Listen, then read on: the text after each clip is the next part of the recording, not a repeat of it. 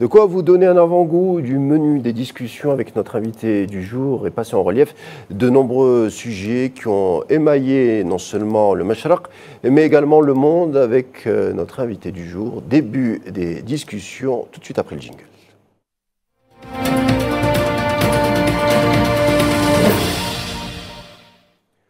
Pour évoquer justement l'ensemble de ces sujets, je reçois sur le plateau un habitué de Al24, Gamal Abina. Bonsoir. Bonsoir, merci pour l'invitation. On a l'habitude de dialoguer virtuellement, mais on est heureux de vous recevoir cette fois-ci physiquement. Merci d'avoir accepté notre invitation. Alors Gamal Abina, je veux parler tout d'abord de ce sommet extraordinaire, ce sommet qui a eu lieu à Riyad, un sommet où sont conviés la majorité des officiels arabes. Il faut dire que cette année, ces officiels risquent de faire grise mine par rapport à la situation qui prévaut non seulement au Liban, mais à Gaza.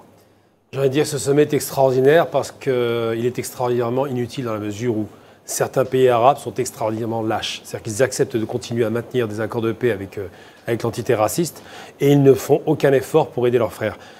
Aujourd'hui, l'entité, soutenue par un type qui s'appelle Netanyahou, donc un criminel de guerre, un génocidaire, un assassin et un lâche, puisque c'est son aviation qui frappe, il est incapable d'y aller autrement, sur Terre évidemment. Aujourd'hui, cet homme n'est pas quelqu'un avec qui on peut discuter et encore moins faire la paix. On ne fait pas la paix avec Hitler.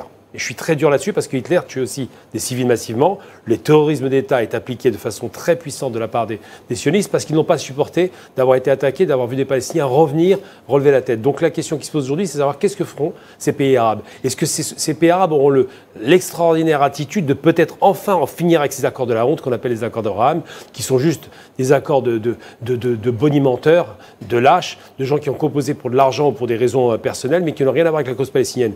Quand est-ce qu'ils vont enfin relever la tête et dire on en finit avec ça? Eh bien, ce sommet arabe sera malheureusement une démonstration, je le suppose, même si des pays restent honnêtes. Le Liban est un pays qui a le courage, l'Algérie on le sait, la Tunisie, on a quelques pays arabes, surtout des républiques, qui sont encore le front du refus, mais pour le reste, ils ont composé, ils ont accepté l'abdiquer, ils ont signé une paix honteuse. C'est vraiment, à mon sens, des accords de Munich qui ont été faits avec Netanyahou. Mais justement, enfin vous le disiez, il y a des pays un peu qui sortent du lot, l'Algérie, peut-être la Syrie, la Tunisie, qui dès le départ se sont inscrits dans cette défense inaltérable de la question palestinienne et de l'identité palestinienne et de l'État palestinien. On le rappelle, s'ouvre l'organisation de la coopération islamique à Riyad. Mais on parle de la géopolitique de 890 000 âmes, le monde arabe, qui est une géopolitique profonde, complexe. Alors on nous pose souvent la question, pourquoi on n'évoque jamais le sujet? Ben voilà, on va l'évoquer.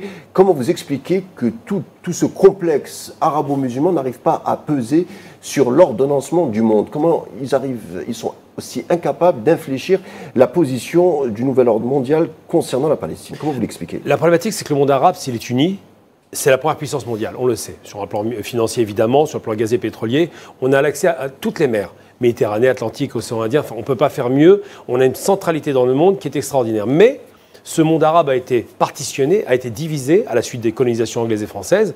Et ce que ça a donné, même italienne pour la Libye, ça a donné un monde qui est fractionné, un monde qui est incapable de se mettre d'accord. Et en Arabie, dans cette région qui était, non pas saoudite, mais l'Arabie historique, eh bien un homme est arrivé, qu'on connaît tous, on l'appelait Laurence d'Arabie, et qui a dit qu'il proposait un royaume arabe pour faire face, pour contrer le califat turc. Donc c'était une façon de diviser. C'était une première façon de diviser.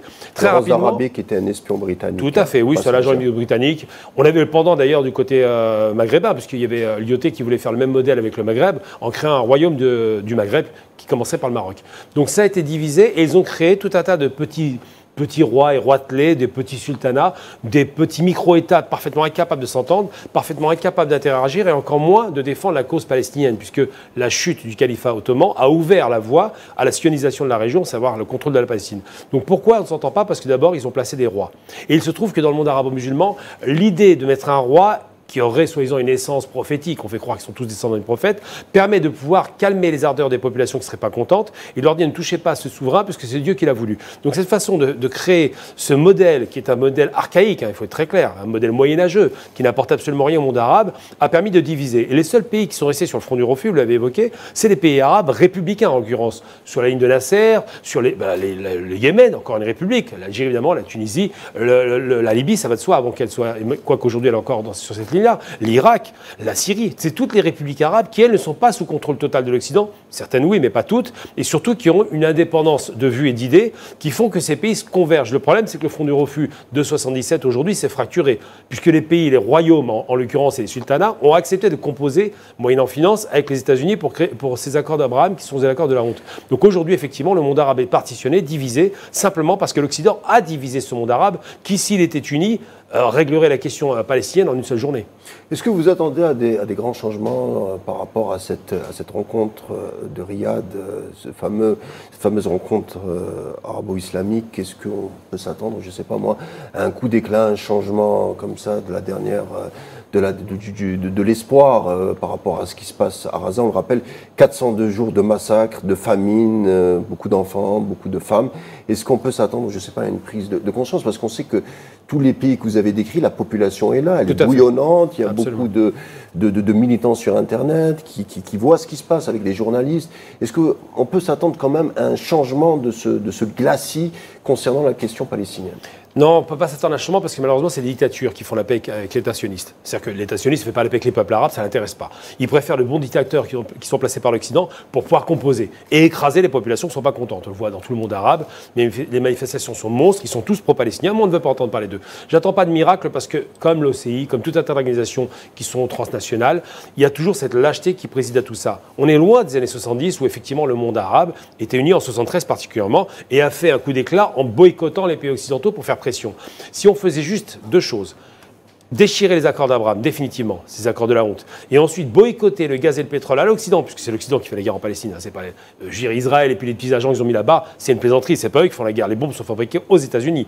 L'Occident alimente cette guerre, l'Occident finance cette guerre. En Europe un peu, l'Allemagne. Oui, je mets l'Europe, l'Occident dans le sens large du terme, l'extrême Occident américain et l'Europe. Et donc ces pays-là sont effectivement les complices de cette guerre. Et puis moi j'ai horreur, il y a un terme qu'on entend souvent, on parle du peuple juif, soi-disant l'État hébreu, tous ces artifices, j'appelle ça des Occidentaux.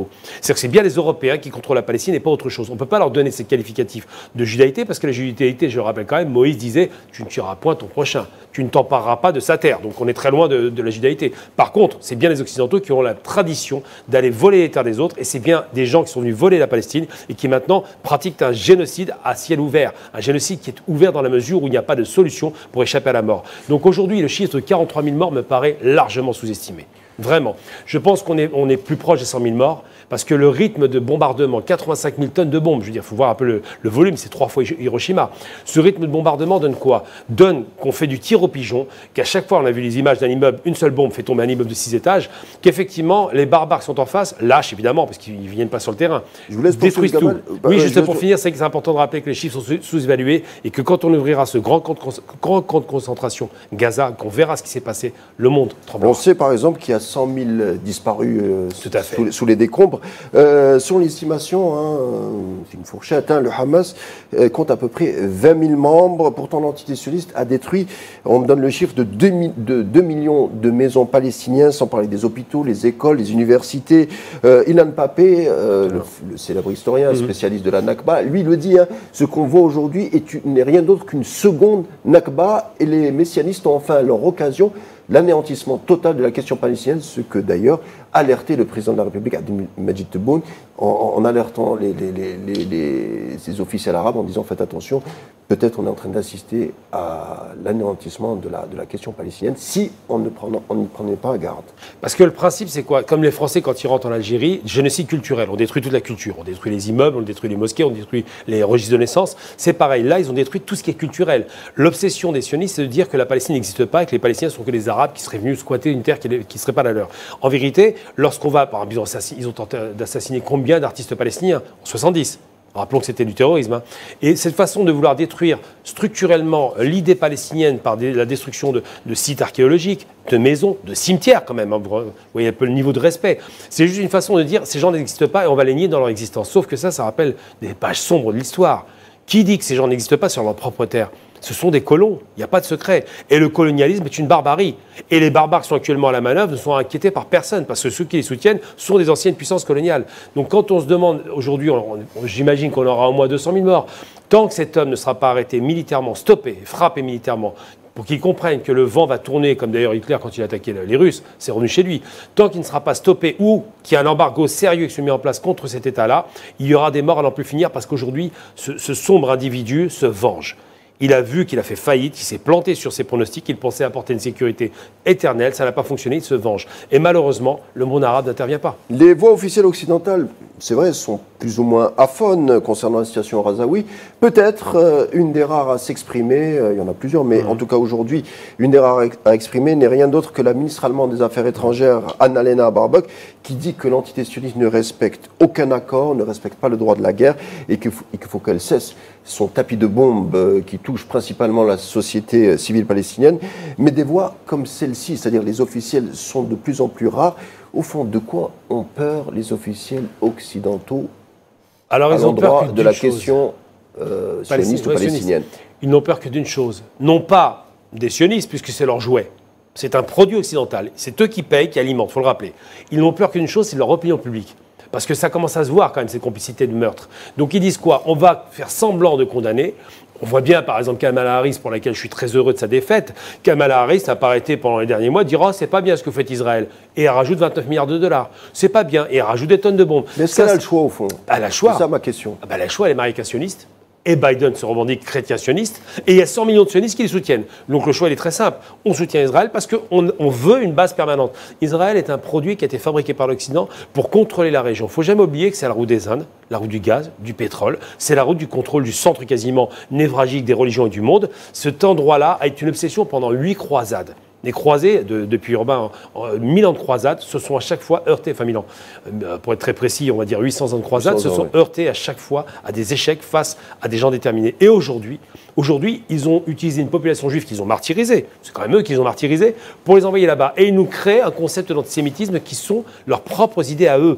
Donc il faut bien comprendre, c'est pour ça que moi je dénie le droit à ces gens-là de s'appeler juifs. Ces gens-là sont des colons européens qui travaillent pour l'Occident. Et l'Occident qui fait semblant de condamner alimente la guerre le jour où un criminel qui va tirer avec une arme à feu dans la foule voit que celui qui le condamne lui donne un chargeur, il faut se poser la question pourquoi il lui donne le chargeur. Parce que les intérêts sont convergents. Le but, c'est le contrôle du Moyen-Orient et faire en sorte que ce monde arabo-musulman ne se réunisse jamais. Justement, un mot quand même sur, puisqu'on a parlé de la tragédie palestinienne, la souffrance palestinienne, mais il y a aussi beaucoup de choses à dire sur je ne sais pas, l'impact qu'a cette résistance sur l'économie sioniste. On le voit, des images où des Européens, soi-disant ancrés sur une terre biblique, mais qui prennent d'assaut les aéroports. On sent qu'ils n'ont pas beaucoup de lien avec cette terre. On voit aussi que l'économie sioniste sans perfusion américaine tomberait en lambeaux. On voit que la résistance palestinienne et libanaise, quand même, commence sérieusement à déranger non seulement l'entité sioniste, mais également leurs mécènes aux États-Unis. Donc, au fond, est-ce que les sionistes sont, c'est un mythe, mais est-ce qu'ils sont sérieusement préparés à cette guerre de longue durée? Non, on voit politiquement, même Netanyahou a du mal à tenir sa coalition. Il a viré le ministre de la Défense cette semaine. Il y a les militaires du Mossad qui commencent à bouger. Il peut y avoir du changement aussi à ce niveau-là. Il faut se faire un coup d'État. Mais ce qui est sûr, c'est que Netanyahou, qui n'est pas un militaire, il faut le rappeler quand même, hein, c'est un sombre imbécile qui croit qu'il fait de la politique et de l'armée. C'est un type qui est formé à l'architecture. Il se prend un peu pour Hitler, pour le coup. Il y a un point commun, j'ai envie de dire. Mais pour être plus sérieux, non, Netanyahou n'écoute personne. Il écoute son dogmatisme imbécile et son aile droite et extrême droite messianique. Donc son but, c'est de tuer le plus de monde possible pour créer un effet de sidération, de panique et de déportation des populations dans le Sinaï. C'est ça le but. Il ne fait même pas semblant de le dire, il l'a dit plusieurs fois. Mais il faut comprendre, lui et son gouvernement de fascistes. Il faut comprendre une chose, c'est qu'aujourd'hui, et c'est là où on peut rendre hommage, en dépit de la catastrophe, des milliers de morts aux Palestiniens, rendons hommage à cette lutte acharnée. 402 jours sans plier et sans aucune alimentation extérieure. Ils sont seuls, livrés à eux-mêmes et ils continuent à se battre. Mais quelle fierté! Les Libanais, ils ont un peu plus d'alimentation, n'ont rien laissé passer. Il n'y a pas un soldat sioniste qui ne rentre, qui ne se fasse pas abattre comme un chien. Parce qu'ils ne sont pas chez eux. Il faut rappeler que ces voleurs de terre ne sont pas chez eux. Et que ceux qui se battent pour défendre leur terre ont le droit et la légitimité de le faire. Ceux qui se défendent au Moyen-Orient... Selon l'ONU, hein. Oui, ceux qui se défendent au Moyen-Orient sont les Arabes et les Palestiniens. Y compris armés, hein. Bien sûr, c'est une résistance sur une terre qui est chez eux. Je veux bien qu'un Polonais me dise qu'il y a eu un ancêtre qui serait là-bas il y a 2000 ans, qui est une blague, c'est faux, mais ça va 5 minutes la blague. En vérité, c'est les Européens qui ont envahi une terre qui n'est pas la leur. Donc soit ils se comportaient bien et tout se passait bien, parce que la Palestine était une terre d'accueil, soit ils se comportent comme des sauvages comme ils le font aujourd'hui, et ils vont le payer. Aujourd'hui, ils sont en échec au Liban, ils font quoi? Ils tuent les civils. Ils sont en échec en Palestine, ils font quoi? Ils tuent les civils. Quel héros! Et ce Netanyahou, qui est un vrai fou, qui se planque maintenant comme un rat dans des bunkers et qui prétendait qu'Yahya Sinwar se planquait, soi-disant, dans des tunnels qui n'ont jamais existé d'ailleurs. Les tunnels, c'est des mythes. Hein. Il n'y a que des trous, c'est tout. On n'a pas les moyens de fabriquer des tunnels sur les kilomètres. Avec l'hôpital Shifa Raza. Tout est faux. Je veux dire, à part un petit tunnel de quartier général qu'ils ont construit qui faisait 50 mètres, il n'y a pas de tunnel sous Gaza. C'est un mythe fabriqué par les sionistes pour faire croire qu'il y a 500 km de tunnel. Enfin, c'est vraiment ridicule.